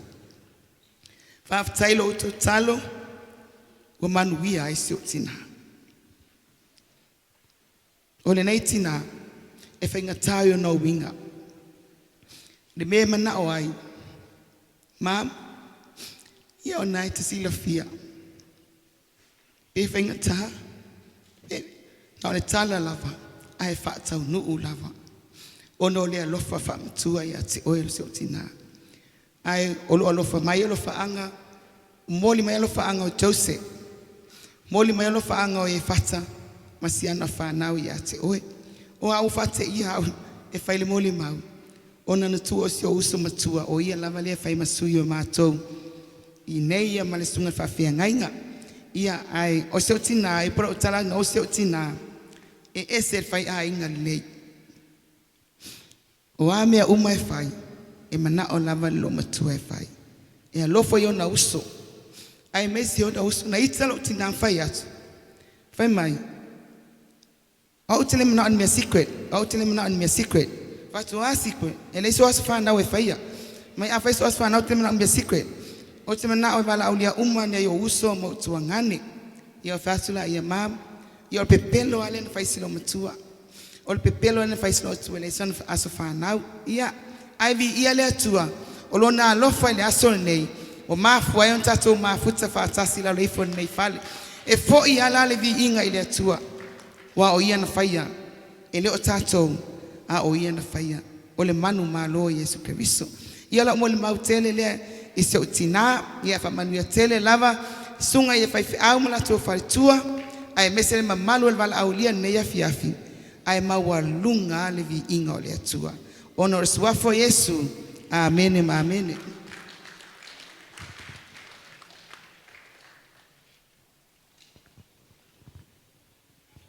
Ia faftai solo mole tautinonga. Ia mana ia tautinonga solo nei tu la FIAFIA. Ia o tau nea me Australia o maloa ia tau talo le fa mangalo ko pero lo kua. Ia ai o temi nei ia o le tuatu le vanoa i alo te faltia ia o tau vanoa nei amai a ia ona so me lola ia o le moni maua a fai ia to lua vai ngale o mato to tas to fai mai al mon mo fai ona tapena mai lola ia o siva a Siva nei New Zealand. Ma fa lo lava fa ftai.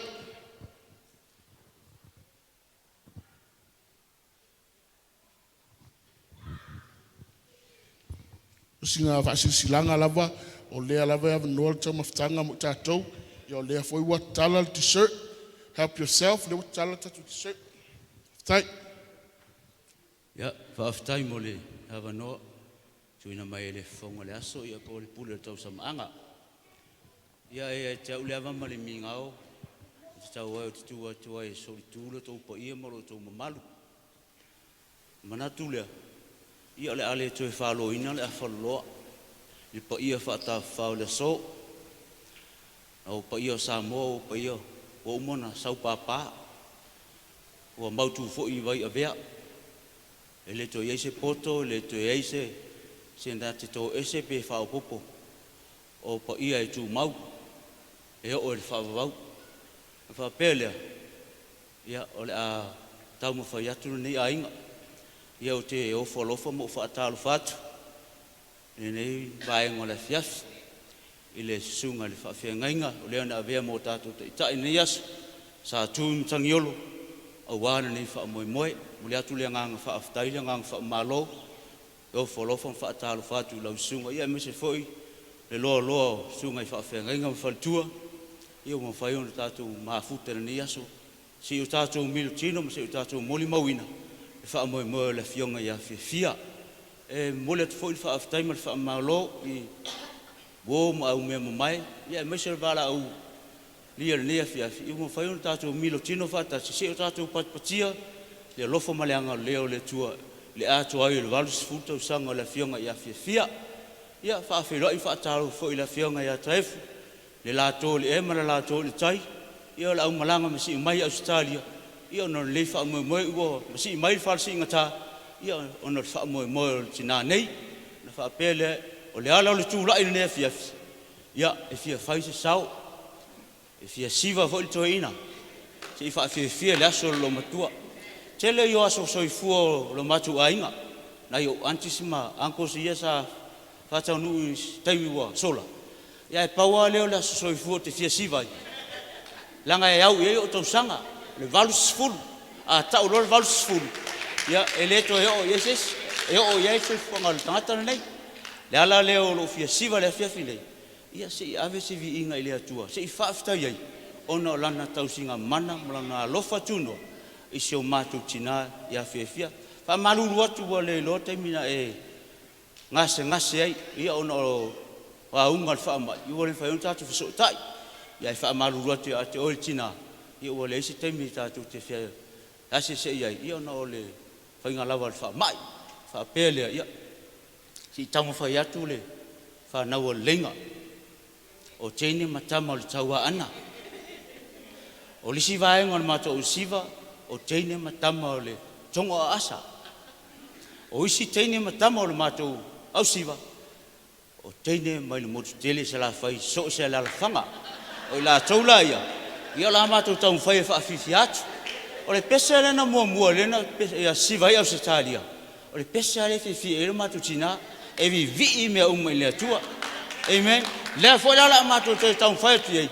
Langa i FIAFIA lo matua Vivii. Whawhitai mika. Whawhitai, upu mātango fie, ma upu whala i awalaso nei. Whawhitai lo whangaina lo mātou tina, i lona nganga whala nganga. Amen. Whawhitai atu lau sunga. Whawhitai whamalo, tau si eino le nganga si o mātou tina. Iai le anga le leo le atua i lau sunga, malwhaltua. Iai maisio le ka le sia. Nei la, e wala otu mātou siva, le la, o kele au kala o le kuman maka o siva. Amen. Wa leva fia uma utala o tuaiona o mai mata o siva. Amen. Uma la mata o siva lea ia ona fai o tuai le siva Samoa ta mai tai le o lape. Ia e fainga tātou maftanga i New Zealand nei. E uia na fai langi fo langa mātou tina ia me se foi le sunga ia Si'oto Loto ia o yese ia me se tātou tina matua ia Miriam ma se o mātou tina. Ia e lewe whai o laiva vala mai lava fōlinga. Pe a mātou wawa i atu i o mātou tina ia. O le ala lea o le mātou saunia na nei pese. Se o mātou whaafia laso na nei. E se fulu pese na mātou a oina. Ai ua taun whai atu tasi. Langa e tele au whaafia laso na nei. Ia tau na angara le mai le atua i lau sila mai moa. A whai fo la le tau tamali i lau sila ma lau whaafonga nei a fiafi. Ia whai mala e o le atua. Ia o le tala lea. Anga le mai le atua i la amtaina ma whai uina le aso. Tu i ova le tātou wa ono Iesu. Ia o au whai la o whai aonga. E pula whai aonga i angatanga. O le mato au siva. I nesi na le i au iatu le mato aonga. Ona sa ieitu o tuangia. Ai sa whao ngā lungo. Wa whai mea whai e lungo. O awala tele vave. Sa o tuai si vanga le lafta amato mafuta a to sila mala e ina nai sas o fiu fa e kipi ai fiu fa e kusa le mal sa sora si va le mai Australia ya le la amato tau fa yat anga lele atu la sila mai mo fa unia le atu la si va ne fiaf so fu mai manuia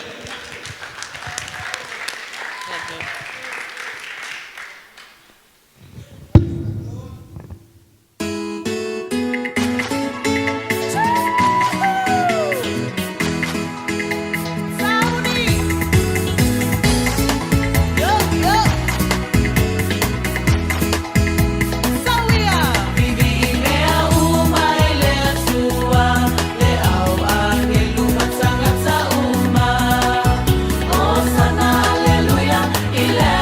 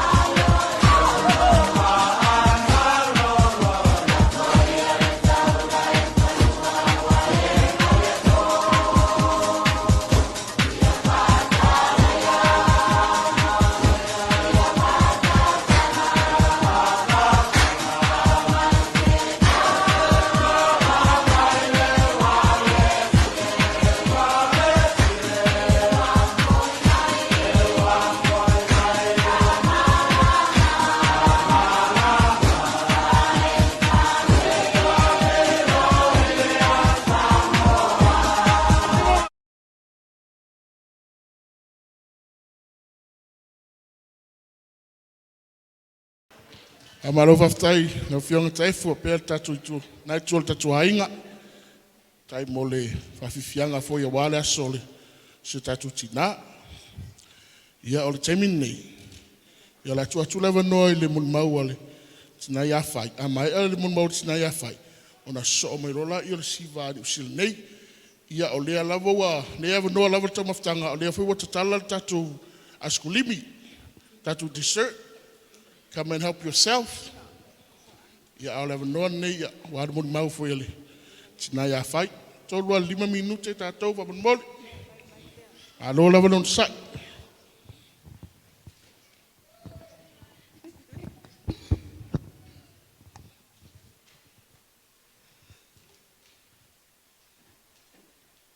Talu, whaftai lau sunga le kule tau sama anga maulu ua manoa.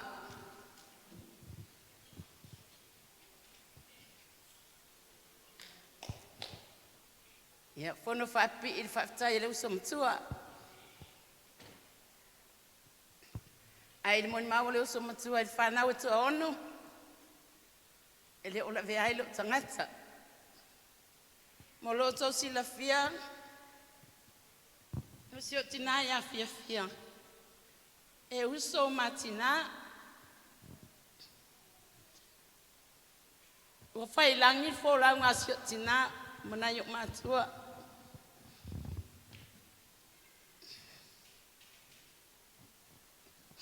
Pa malu luat fo ipe afa ele mfain.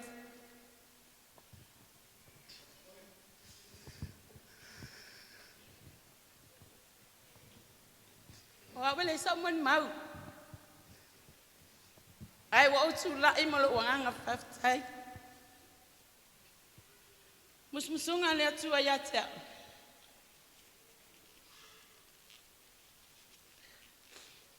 Peia o le pela tu asfulu. Ina wa umana fa ma. So aiva no. So atasi na fo ia faftai. O le ala le o lo tula. Se yo fafetai ale anga LELEI o sio tinale.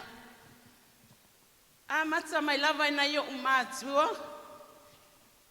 Ilo mano no foi Samoa wa o Talton. E te le matele le mama ftanga mafia. Inai lo tina moni.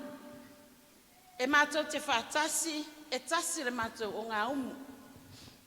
Ai mai lo lai titi, e mato te mafuta mau matua, ai e mawhanawhana le mama whatanga masi o tina. Se ia o le taimi ua, malanga ese uma mai ai, ai mano nofo masi o tina. O tutala la ile anga LELEI o le atua. Ma le alofa tuli lo loa o le atua.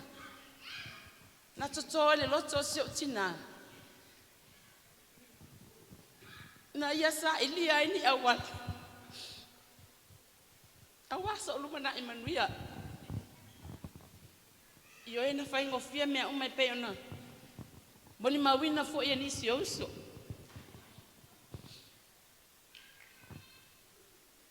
Na ia whaatangi mai o na huso mātutua New Zealand. Mo au ina ia au mai. O au o le uru matua au mātua matu. Nana yok matua. O lana tala ia te au whai. Te le mana o e te nofo e nei. Te le mana o te vai atu e te polonga. A wai sila fia se o tina o te whaia o mamatu whiau.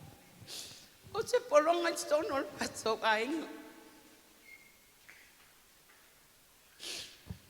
Na anga LELEI le atua matali tatalo si o tina.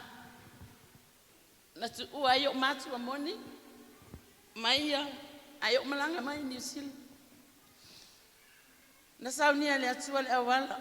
Matuto e mafuta ai si o tina. Ai masi o tina moni. Na la malanga. Na tu ai fo ia fia i Samoa o mai lo tina. O mai mato mafuta. Na tu ai fa au fo ila na tau si lo tina. Le tina na anga LELEI ia tea malo olanga mala fana wina o wale ai so tolu. E tau si le valus le fitus fulu le valus fulu tau sanga. Ono lona mana o e awana yo no fo fale. Ai o walo te sa'ili. I se mema wa isi tupe, tau sia ia umala ufanau. Ai me sole ngalwe ngale atua. Se ia o ina mana au le atua isi tina. O le sa pele yo mato lotu. O faa wa wala na ngalwe nga. Malau tara ilo tina o malimu. Mam, e faa wa ula sisio tina. Ele fa pe o le ato le ai ma le ai ngona o wal pese. Fia. Se moni ma watu le afia fini. Ma ele ta ele o loto. Fa ia o masuyo na yo us o mato ane Samoa. Se fa leo ai so mato nganga fa fitai. Fia. Fa fitai lo faitama. Fa leanga ya matou e tinga ona ma isa malo usolea tato te mafuta le ave uma wa tupe ateleta o sami lelei isa mo ai ave lima ya e ave ya ai ole ale me ma wo ma lima ma lia mas yona tolum si anfana ole ai fai ma oi pia Malielo lo tope a fai male. A usang sa singa ya te we. Pe we ai foi ese time wa o fa le ton wai le ta maftanga. Ai mo moli la mato fa fitai ma se fa na wa te lo ai. E pele foi ia prima junior ya oi. Et fai ma ya oi ori. Mam. Alo fangia le atua. Fa au popo masanga tulu inisia so stelle molo soifua. Ia tatou sanga mawai peani aso fa nau fa penei. Ni mafutanga fa penei tatou te pati ai le anga lelei o le atua. Fia, I love you so much. From the bottom of my heart, Mom, I love you so much. Faftai molo wamanoa. Yeah. Sorry, fine. Well, they can go all mon mau. Yeah, let's see fear the tour. I went to my tan for pena. What you tira to the ula FIAFIA. You le ula nama. What there, Uma? Yeah, Faftai mon mau. Ya temine. Le fanga solo per tatu pukalabe ya ole SIVE de ya sila. What taunga lunga tatou. SIVE ni usila amai ale SIVE ni usila ya ona so ile ole moli mau lela moli mau Pastor John by Australia ya nga ia tlo tatou usila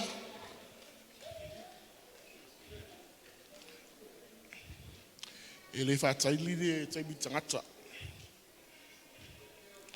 o tangata ta alo de taimi sawa